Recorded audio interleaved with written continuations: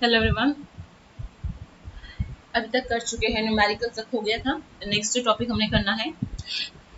अच्छा, एक याद रखना, तुम जितने भी सभी बच्चों नोट्स सुनाते रहना, तुम्हारी कॉपियां टाइम टू टाइम चेक होती रहेंगी। और अभी मैंने टेस्ट भी लेने स्टार्ट करना है, ठीक है। तो कोई भी बच्चा साइंस को लीनियंटली ना ही ले, ठीक है। जिसने साइंस चूज किया है वो साइंस को लीनियंटली लेने की गलती ना करे, ठीक है। क्लियर?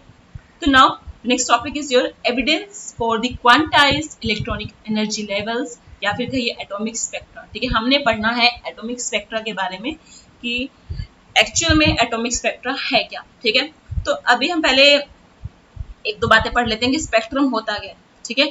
स्पेक्ट्रम कुछ नहीं होता है, एक सीरीज ऑफ कलर, ठीक है। एक कलर की सीरीज, जैसे आपने विबग्योर देखा है, विबग्योर है ना।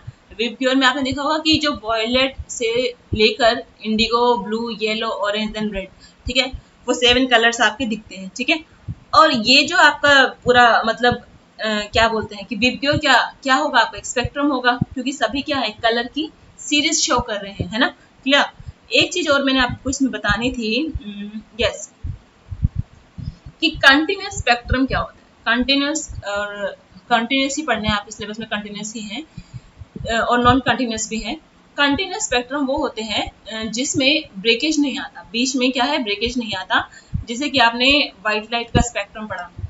व्हाइट लाइट मतलब आपको वही विजिबल लाइट, आपने उसको प्रिज्म से पास किया, आपने देखा क्या कि 7 कलर्स में स्प्लिट हो गई है व्हाइट लाइट। एंड जो 7 कलर्स हैं वो एक दूसरे में मर्ज है। मर्ज समझते हो ना, मर्ज मतलब मिले हुए हैं। जैसे कि वॉयलेट, आपने अगर देखा हो वॉयलेट जो है ब्लू में मर्ज हुआ होता है। ऐसा थोड़ी ना होता है कि वॉयलेट और ब्लू के बीच में कोई खाली स्पेस दिखता है। जब आप वो विबग्योर देखते हो, विजिबल रीजन देखते हो, उसमें आपको वॉयलेट और ब्लू के बीच में कोई खाली स्पेस दिखता है? नहीं दिखता है ना। इसका मतलब क्या है कि वॉयलेट ब्लू में मर्ज है, तभी नहीं दिख रहा।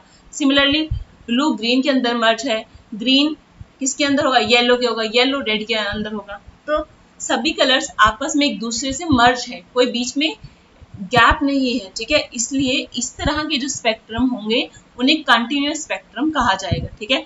तो यहाँ पर एक रेंज याद रखना कि जो वॉलेट की जो फ्रीक्वेंसी होती है that is your 7.50 into 10⁻14 hertz to red, red जिसकी फ्रीक्वेंसी कितनी है, 4 into 10⁻14 हर्ट्ज, ठीक है। क्लियर? अब इसके बाद तो आपको ये भी पता है कि विजिबल रीजन तो एक जस्ट पोर्शन है इलेक्ट्रोमैग्नेटिक रेडिएशन का, ठीक है। अदरवाइज इलेक्ट्रोमैग्नेटिक रेडिएशन आपने देख लिया, रेडियो वेव से लेकर गामा एक्स रेज तक, आपका जो पूरा मैंने आपको ऊपर दिखाया था वो पूरा इलेक्ट्रोमैग्नेटिक रेडिएशन का सेट है।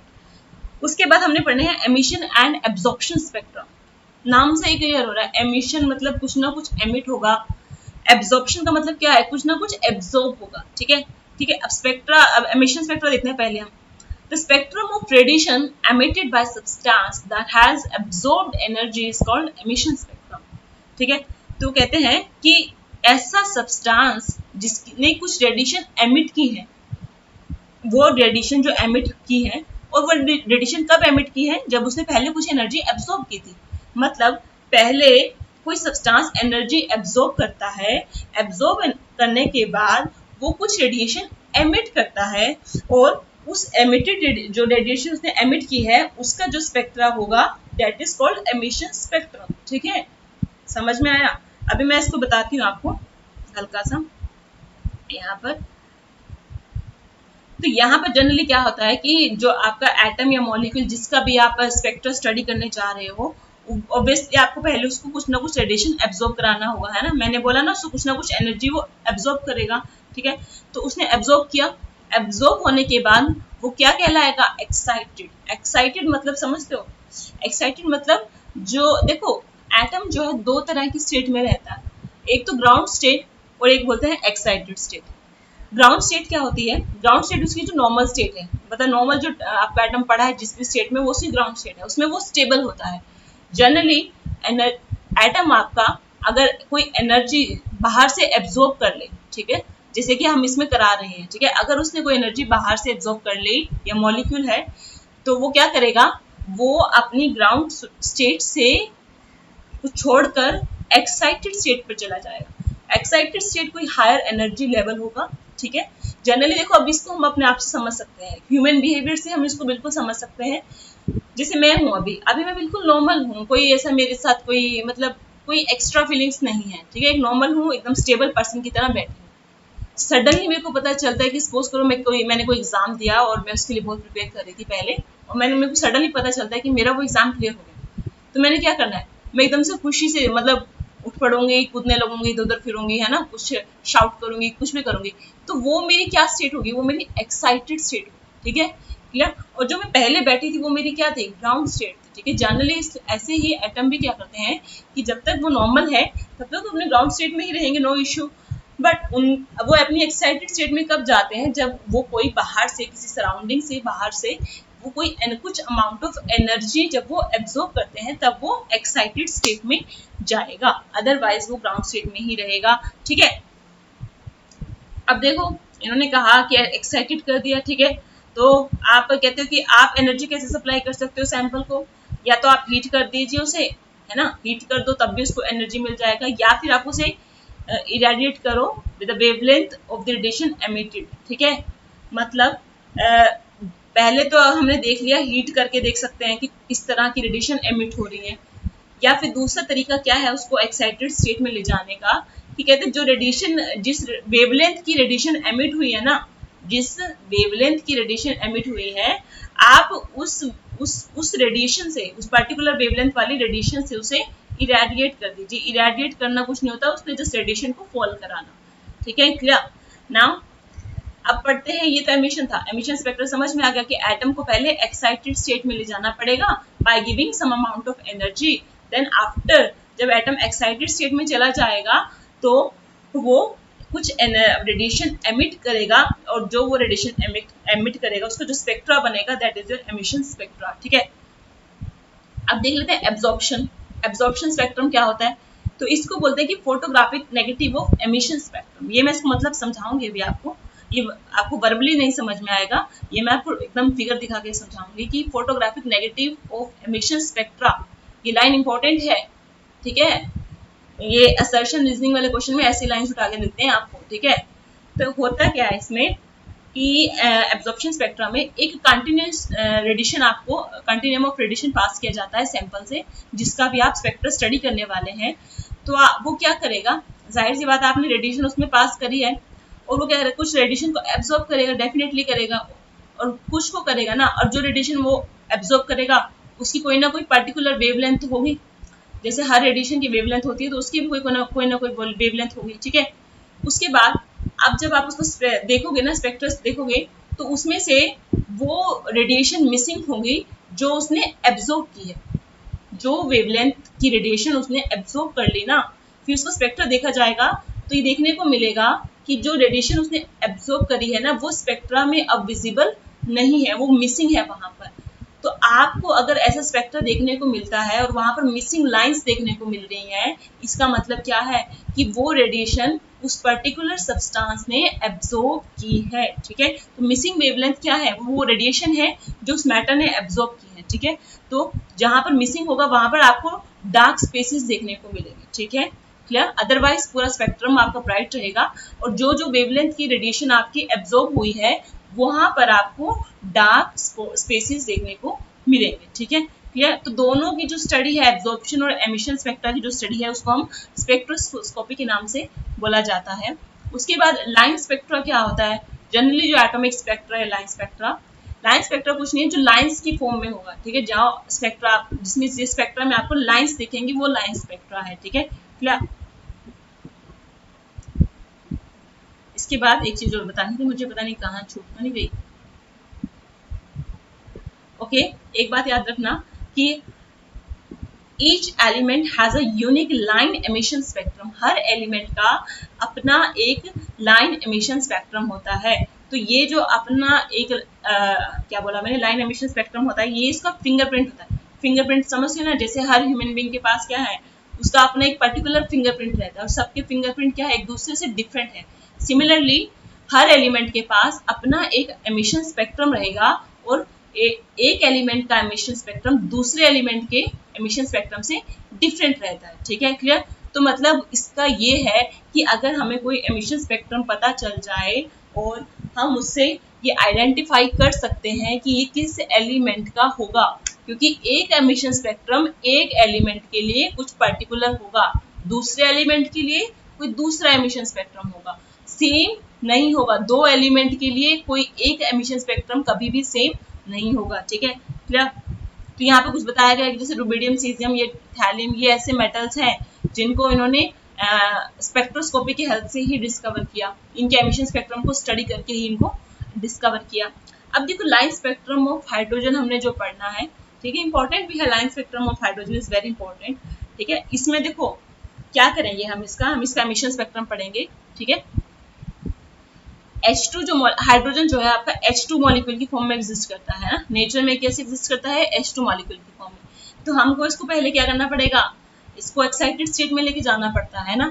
तो हमने इसको डिसोसिएट किया, एनर्जी दिया, तो ये डिसोसिएट हो गया और ये एनर्जेटिकली एक्साइटेड हाइड्रोजन एटम बन गया। ठीक है, मतलब एनर्जेटिकली एक्साइटेड का मतलब क्या है, जिसको एनर्जी मिलने पर जो एक्साइटेड हो गया है। ठीक है, एनर्जी मिलने पर जो एक्साइटेड हो गया वो है, वो एनर्जेटिकली एक्साइटेड है। ठीक है, atoms produced emit electromagnetic radiation of discrete frequency। ठीक है, तो वो जो एटम हुआ, जो एक्साइटेड हुआ हाइड्रोजन का, मॉलिक्यूल से टूटकर जो हाइड्रोजन का एटम बना, वो एक्साइटेड हुआ एनर्जी एब्जॉर्ब करने के बाद, उसने इलेक्ट्रोमैग्नेटिक रेडिएशन को एमिट किया, और वो जो रेडिएशन थी वो डिस्क्रीट फ्रीक्वेंसीज की है। मतलब ये नहीं होगा कि एक ही फ्रीक्वेंसी की रेडिएशन आपको देखने को मिलेगी, एक स्पेक्ट्रम में आपको डिस्क्रीट रेंज ऑफ फ्रीक्वेंसी आपको देखने को मिलता है। ठीक है, क्लियर। अब इसके बाद हम यहाँ पर मेन चीज पर आते हैं। देखो ये जो आपको फिगर है, ये आपको बहुत बढ़िया एक्सप्लेनेशन देगा कैसे एमिशन देखते हैं, कैसे एब्जॉर्प्शन देखते हैं। ठीक है, तो फर्स्ट वाला जो आपका है, फर्स्ट वाला ही है आपका एटॉमिक एमिशन। कौन सा है, एमिशन स्पेक्ट्रा। एमिशन स्पेक्ट्रा में देखो कैसे किया है, एक्साइटेड सैंपल लिखा है यहाँ पर, एक्साइटेड सैंपल लिखा है, मतलब पहले ये देखो ये एटम था ग्राउंड स्टेट पे, मान लो कोई, इसको हमने कोई सपोज करो एनर्जी प्रोवाइड किया, एक्साइट कर दिया। ठीक है, एक्साइट हो गया ये ऊपर की तरफ। अब देखो ये कुछ ना, जैसे ये एक्साइटेड होगा, इसने कुछ ना कुछ पर्टिकुलर इलेक्ट्रोमैग्नेटिक रेडिएशन को रिलीज करना ही है, एमिट करना ही है। ठीक है, ये जो रेडिएशन जा रही है ना, ये वही रेडिएशन है जो इसने एमिट करी। फिर ये रेडिएशन इस स्लिट में से पास होती हुई, ये स्लिट है और कुछ नहीं है, ताकि एक नैरो बीम ऑफ लाइट हमें मिले। देन हमने इसको प्रिज्म में पास किया, प्रिज्म में पास करके एक फिल्म या डिटेक्टर पर हमने ये जो रेडिएशंस आई है उसको रिकॉर्ड किया। ठीक है, तो यहाँ पे देखो ये इसका स्पेक्ट्रम दिखा दिया, यहाँ पे ये जो डिटेक्टर पे इस तरह का देखने को मिलेगा। ठीक है, अभी देखो यहाँ पे हो क्या रहा है, यहाँ पे कलर्ड लाइंस दिख रही है ना, पहले ब्लू पूरा रीजन क्लियर है, देन ग्रीन लाइंस है, देन येलो लाइंस है, देन ये थोड़ा वॉयलेट है, पिंक है, वटेवर। ठीक है, आई थिंक रेडिश पिंकिश सा लग रहा है। ठीक है, और इसके पीछे का जो बैकग्राउंड है दैट इज ब्लैक, है ना। आप एमिशन स्पेक्ट्रम में क्या देख रहे हो, पीछे बैकग्राउंड कैसा लग रहा है, ब्लैक, और ब्लैक बैकग्राउंड के ऊपर आपको कलर्ड लाइंस दिख रही है। देखो ये दिख कैसे रही है, ये इंक्रीजिंग वेवलेंथ के ऑर्डर में दिख रही है। जैसे ब्लू है आपका, ब्लू की वेवलेंथ कम होती है, फिर उससे ज्यादा ग्रीन की होती है, ग्रीन से ज्यादा वेवलेंथ येलो की होती है, येलो से ज्यादा रेड की होती है। ठीक है, तो इंक्रीजिंग वेवलेंथ के ऑर्डर में आपको ये कलर्ड लाइंस दिखेंगी, किसके ऊपर, एक ब्लैक बैकग्राउंड के पीछे ऊपर। ठीक है, क्लियर। तो ये इस तरह का जो होगा आपको वो एमिशन स्पेक्ट्रम होगा। Okay, no doubt. अब आ जाओ एब्जॉर्प्शन पे। एब्जॉर्प्शन वाला कैसे करना है, देखो ये आपका वो सैंपल है जिसका आपने एब्जॉर्प्शन स्पेक्ट्रा देखना है। ठीक है, तो आप क्या करोगे, एब्जॉर्प्शन में मैंने बताया था है, पहले आप यहाँ पर एक light source, white light source से इसमें से पास किया गया है ना, रेडिएशन पास करी गई व्हाइट लाइट सोर्स से। फिर ये जो रेडिएशन इसमें से जब पास की, तो कुछ रेडिएशन तो इसने एब्जॉर्ब करी होंगी, डेफिनेटली एब्जॉर्ब की होंगी, और कुछ इसने एमिट कर दी होंगी। ये जो आगे जा रही है ना यहाँ पर, ये एमिटेड रेडिएशंस हैं। फिर हमने इस स्लिट में से पास करके यही रेडिएशंस को एक प्रिज्म में से पास किया, प्रिज्म में से पास करके सिमिलरली आपने एक फिल्म और डिटेक्टर लगा दिया आगे, और आपने इस स्पेक्ट्रा को रिकॉर्ड किया। ठीक है, तो ये जो स्पेक्ट्रा है देखो ये कैसा आया, एब्जॉर्प्शन स्पेक्ट्रा ये ऐसा आया। अब देखो यहाँ पर क्या, जैसे यहाँ पे देखते जाना, यहाँ पर क्या है, ये ब्लू कलर का पूरा बॉक्स है, फिर देन ब्लैक कलर की लाइंस दिख रही हैं, ब्लैक कलर की लाइंस दिख रही हैं, और पीछे का जो रीजन है वो पूरा कलर्ड है ना, पीछे रीजन कलर्ड है और ऊपर उसके ब्लैक कलर की लाइंस दिख रही हैं। यहाँ पर क्या था, पीछे ब्लैक था और उसके ऊपर कलर्ड लाइंस दिख रही थी। यहाँ पर पीछे कलर्ड है और उसके ऊपर आपको ये ब्लैक कलर की लाइंस दिख रही हैं। ये जो ब्लैक कलर का ये जो स्पेस है ये वाला और ये आगे जो ब्लैक लाइंस है, ये क्या शो करता है कि ये जो रीजन है ये एब्जॉर्ब हुए, मतलब ये पूरा रीजन एब्जॉर्ब हो गया है। फिर ये वाली ब्लैक लाइन एब्जॉर्ब हुई, फिर सेकेंड ब्लैक लाइन वाली जो पर्टिकुलर रेडिएशन है वो, फिर नेक्स्ट वाली वेवलेंथ की जो रेडिएशन है वो। ठीक है, ऑब्वियस बात है, हर लाइन यहाँ पे एक पर्टिकुलर वेवलेंथ की क्या है, रेडिएशन है।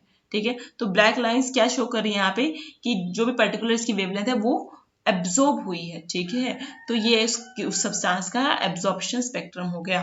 तो अगर आप देखें ना, ये एक दूसरे के फोटोग्राफिक नेगेटिव है। फोटोग्राफिक नेगेटिव समझते हो ना, देखो इसमें जो एमिट हुआ है, इसमें जो बाहर दिखा है वही उसमें एब्जॉर्ब हुआ है।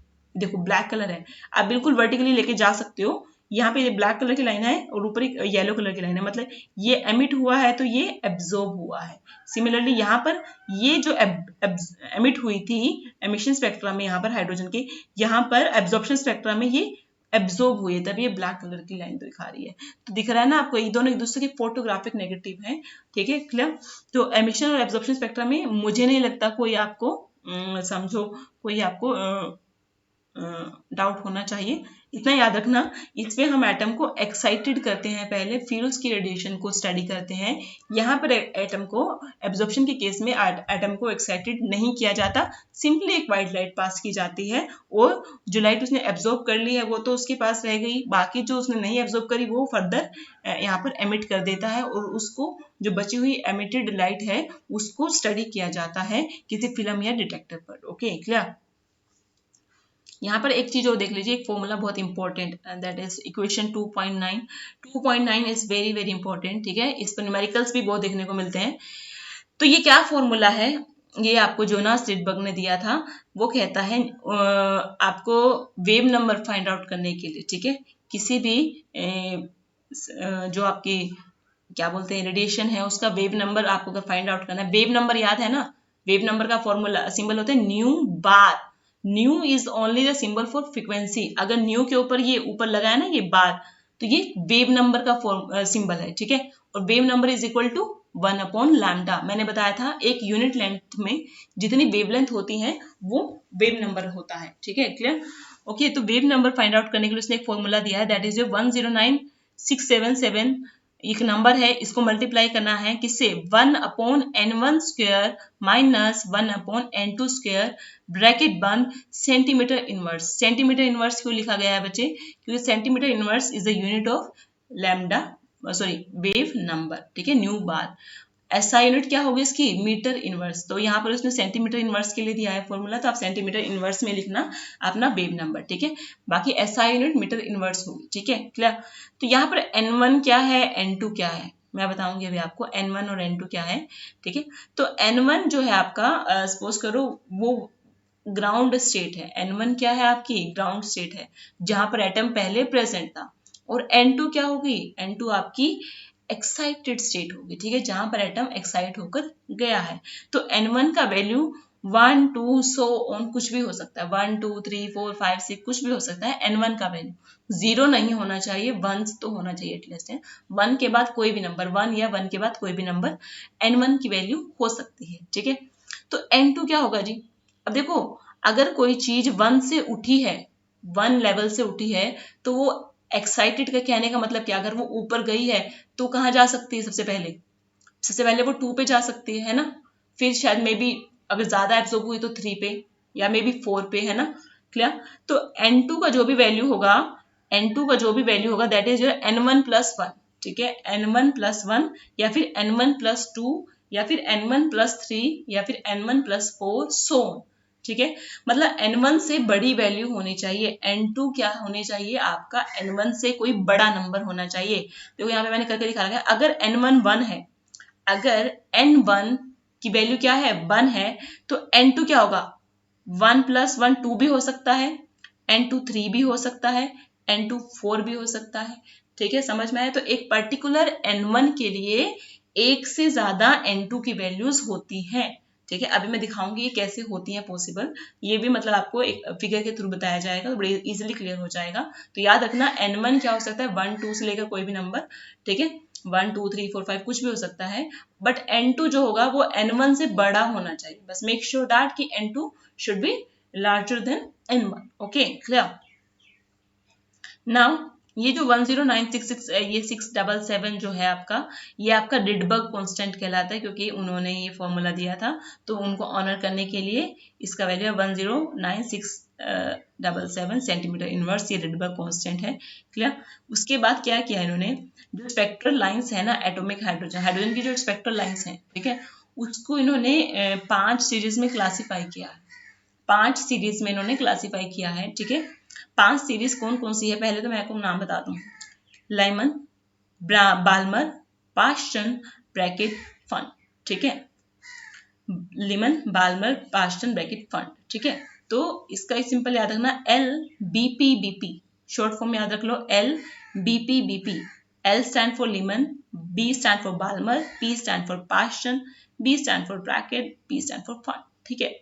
तो यहाँ पर अब ये कंफ्यूज मत कर देना कि पहले बी कौन सा है, सिंपल आप देख सकते हो, पहले बी है, इधर भी बी है ना, तो कभी तुम सोचो कि पहले ब्रैकेट आएगा या बाल्मर आएगा, तो याद करना अल्फाबेटिकली याद कर लो, बी के बाद ए आ रहा है ना यहाँ पे, तो यहाँ पे बी के बाद आर आ रहा है ना, तो अल्फाबेटिकली पहले कौन आएगा, बाल्मर, तो बाल्मर लिखो। सिमिलरली पास्टन और फंड में डाउट हो तो क्या करोगे, पास्टन में पी ए है, फंड में पी एफ है, तो अल्फाबेटिकली पहले कौन आ रहा है, पी ए आ रहा है ना, तो पास्टन को पहले लिख दो, ठीक है। तो ये बहुत सिंपल टेक्निक थी जिससे आप मतलब इसको याद कर सकते हो बिल्कुल ही। तो लीमन सीरीज देख लेते हैं, लीमन सीरीज कौन सी होती है, जब आपके n1 की वैल्यू 1 हो, n1 की वैल्यू 1 हो और n2 की वैल्यू क्या हो सकती है, n1 से बड़ी कुछ भी है ना, मैंने बताया था, तो 2 3 so on कुछ भी हो सकता है। सिमिलरली बाल्मर सीरीज क्या होगी, बाल्मर सीरीज जब n1 की वैल्यू 2 हो और n2 की वैल्यू क्या होगी, 2 से बड़ी, ठीक है, जो भी n1 की वैल्यू है उससे बड़ी होनी चाहिए आपके n2 की value, that is 3 4 so on। Similarly यहाँ पे पास्टन के लिए n1 3 है, ब्रैकेट के लिए n1 4 है और फंड के लिए n1 5 है, ठीक है। उसके बाद ये तो याद करना ही करना, बहुत ही इंपॉर्टेंट है टेबल, साथ में आपको इसका स्पेक्ट्रल रीजन भी याद करना है। आपको ये याद करना पड़ेगा कि ये पर्टिकुलर रीजन किस उसमें आ रहा है, ठीक है, ये जो पर्टिकुलर सीरीज आती है ये किस रीजन में आती है, तो लीमन आती है आपकी अल्ट्रा वायलेट में, लीमन को इसमें आती है अल्ट्रा वायलेट रीजन में। एक बाल्मर है सिर्फ जो विजिबल में आती है, ठीक है, बाल्मर आ रही है आपकी विजिबल में, बाकी की बची हुई जो तीनों है पास्टन, ब्रैकेट एंड फंड, ये सब इंफ्रारेड में आएंगे। तो याद रखना लीमन किसमें है, अल्ट्रा वायलेट में, बाल्मर विजिबल में, बाकी की रिमेनिंग 3 आपकी इंफ्रारेड रीजन में आएंगी, ठीक है। उसके बाद देखो यहाँ पर, देखो ये जो डायग्राम है ये मैं दिखाना चाहती हूँ आपको, अगर ये विजिबल हुआ, ये ना थोड़ा मुझे छोटा लग रहा है, चलो मैं बाल्मर का दिखा देती हूँ, लिमन वाला थोड़ा लंबा सा है तो पूरा एक उसमें स्क्रीन में कवर नहीं हो पा रहा, बाल्मर का दिखा देती हूँ। देखो बाल्मर सीरीज ये दिखा रखी है, एन की वैल्यू क्या होती है बाल्मर के लिए, 2 ना, ठीक है, एन की वैल्यू 2 है, तो वो एमिट होकर कहाँ, देखो एमिट किया आपने इलेक्ट्रॉन, ये एमिटेड एक्साइटेड स्टेट में पहुंच गया है ना, तो वो कहाँ जा सकता है, यहाँ से 2 से कहाँ जा सकता है, 3 में, 4 में, 5 में, 6 में, है ना, 3-4 एग्जाम्पल लेके समझा दिए, आगे तो आप अपने आप ही कंसिडर कर सकते हो, ठीक है। तो 3 में, 4 में, 5 में, 6 में से कंसिडर किया, फिर जब वो रेडिएशन एमिट करेगा तो 2 से कहाँ वापस आएगा ना, जब कोई एटम आपका एक्साइटेड स्टेट में चला गया है तो डेफिनेटली वो कुछ टाइम के बाद क्या होता है, वापस अपने ग्राउंड स्टेट में आता है, और साथ में ही जब वो वापस आता है तो कोई रेडिएशन एमिट करता है, ठीक है। तो जब वो सेकंड से फर्स्ट में वापस आएगा, ठीक है, तो वो रेड कर रहा है, थर्ड से फर्स्ट में आएगा तो वो ग्रीन कर रहा है, और फोर्थ से फर्स्ट कह रही हूँ, आई एम सॉरी, थर्ड से सेकंड में आएगा तो रेड कर रहा है, फोर्थ से सेकंड में आएगा तो ग्रीन कर रहा है, फिफ्थ से सेकंड में आएगा तो ब्लू कर रहा है, एंड सिक्स्थ से सेकंड में आएगा तो वॉयलेट कर रहा है, क्योंकि यहाँ पे तो कलर बता रही हूँ, क्योंकि बाल्मर जो सीरीज है वो विजिबल रीजन में आती है, बाकी केसेस में आप कलर नहीं बता पाओगे, ठीक है। अगर मैं कहूँ कि लीमन, पास्टन, इनके केसेस में आप कलर नहीं बता सकते, क्योंकि लीमन जो अल्ट्रा वायलेट में है आपको नहीं पता वहां पर क्या होता है, क्योंकि we can't see ultraviolet ना, और हम सिर्फ विजिबल रीजन को ही देख सकते हैं, बाकी रीजन को नहीं देख सकते, ठीक है। तो समझ में आया कि जैसे एक चीज देखा तुमने कि अगर ये छोटे से वापिस आ रहे हैं, मतलब पास वाले एनर्जी लेवल से वापस आ रहा है तो वेवलेंथ, बड़ी वेवलेंथ वाली लाइट शो हो रही है, और अगर ये ऊपर वाले लेवल से नीचे आ रहा है वापस तो छोटी वेवलेंथ वाली लाइट रिफ्लेक्ट हो रही है, क्योंकि वॉयलेट क्या होता है आपके सबसे स्मॉलेस्ट वेवलेंथ विजिबल रीजन में इसी की है, और सबसे लार्जेस्ट वेवलेंथ विजिबल रीजन में रेड की होती है। ठीक है, ये भी मैं आपको बताऊंगी आगे आगे कि यहाँ पर ये रेड है और यहाँ पर ये वॉयलेट कैसे। ठीक है, क्लियर। अरे हाँ, आपको मैंने एक चीज समझाई थी कि एनर्जी किसके इक्वल होता है बच्चे, एनर्जी होता है एच न्यू के इक्वल।